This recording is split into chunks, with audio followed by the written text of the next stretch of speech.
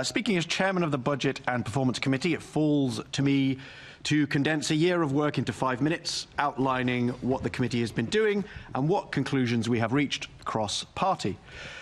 First, the committee welcomes the principles behind the changes to the Mayor's budget process, and we welcome the approach to the published documents and the timeline, but we have serious concerns on transparency, which I will come to in a moment.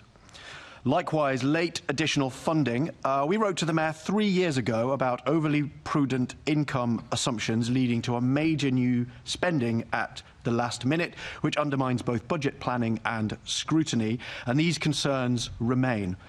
This year we have £242 million of additional income so far, and perhaps more to come next month.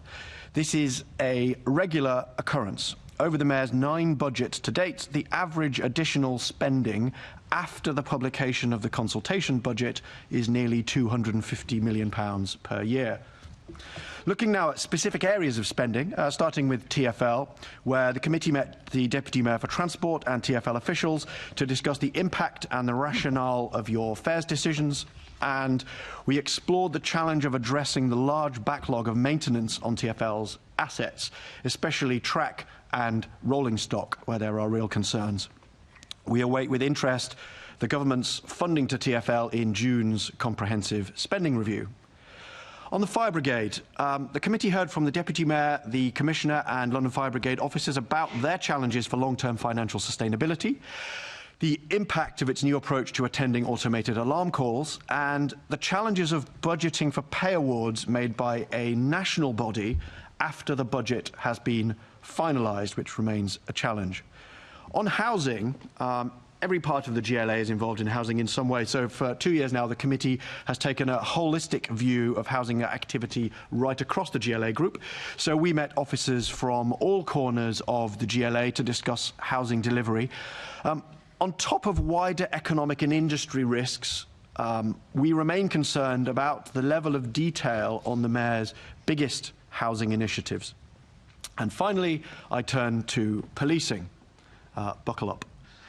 A key focus of discussions with the Deputy Mayor and officers from the Met and MOPAC on the 7th of January was the lack of any police officer numbers in the budget proposal.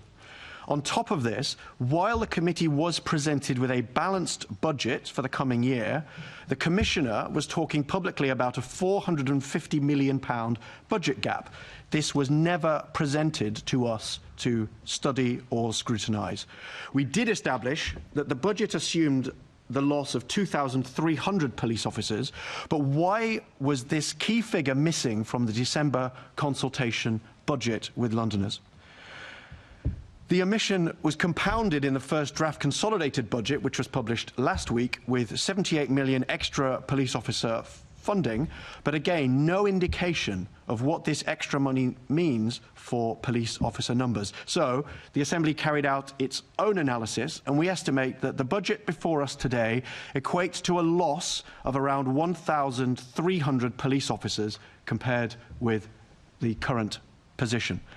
The Assembly's is the only such estimate because neither the Mayor's office nor the Met budgets give any indication of headcount, despite the fact that staff costs make up 80% of the Met police budget.